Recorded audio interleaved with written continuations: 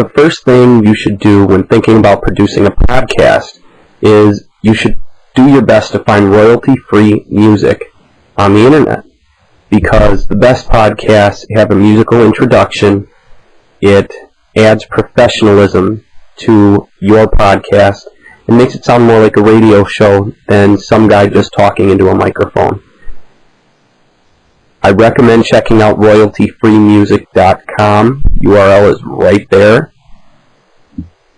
Take a look through what they have and try to stick to something in the classical arena. You see there are plenty of options here for you to pick through. Don't always just go with the beginning of one of these pieces of music to make sure that you aren't using the exact same thing everyone else is using. Podcasts can be an outstanding source for credibility and traffic to your website. So what you are looking at is a piece of software called Audacity. What this software is a completely free sound recording software. Very simple. You plug in a microphone, you speak, it records. So we're going to click the record button, and you can see that my voice is being recorded as we speak.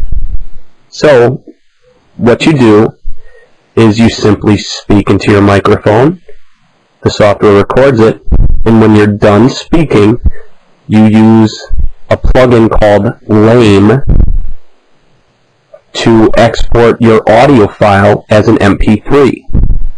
The next step is to submit your podcast to podcast directories. Now you can do this in multiple fashions.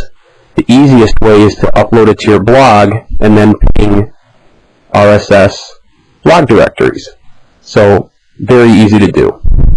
So what we're going to do now is we're going to stop our recording, and you see with the Lame plugin you export your audio as an MP3, name it, and click save, and you're done. Very simple.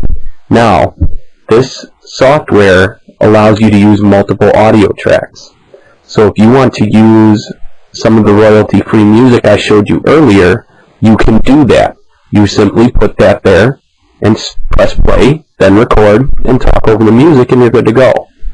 So get to it, get your podcast going, and you'll be all set in no time.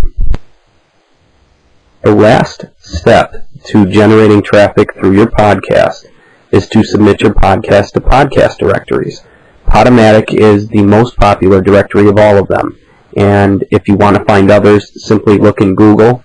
Otherwise, the pinging sites that I had showed you before through the blog video can actually be used to share podcasts. So make sure that you post your podcast to your blog as well. Now, what you need to do when trying to create the best podcast is to find ones that are in your niche that are doing really well. So if they're good in the Podomatic directory, then odds are that they're getting a bunch of traffic, and it would be worth your while to listen to what they have to say and do your best to create at least something on par with what they've created.